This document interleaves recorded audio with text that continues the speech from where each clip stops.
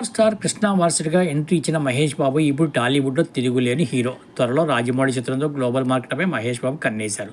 మహేష్ బాబులో ఒకే ఒక్క లక్షణం ఆయన తండ్రి సూపర్ స్టార్ కృష్ణని కూడా షాక్ గురి చేసింది.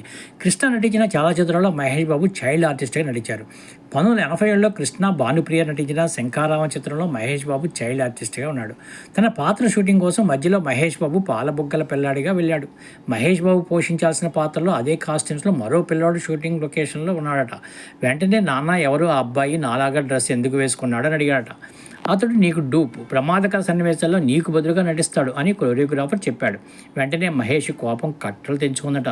నాన్న ఎంత కష్టమైన సీన్ అయినా నేనే సొంతంగా చేస్తాను, నాకు డూపు పెట్టడానికి వీల్లేదు, ఆ అబ్బాయిని షూటింగ్ నుంచి పంపించేయండి అని గట్టిగా అరిచాడట.